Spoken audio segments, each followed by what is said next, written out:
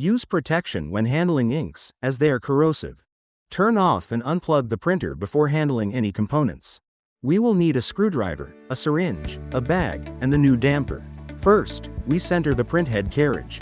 Then, we turn off the printer using the front button. Using a screwdriver, we remove the screws from the ink separator. We remove the dampers one by one and place them in a small bag.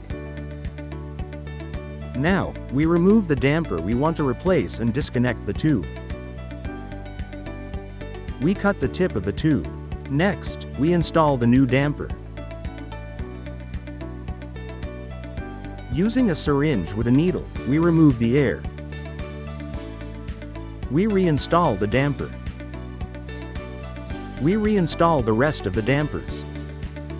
After replacing the damper, it is crucial to check for leaks in the connection during the next 2 days.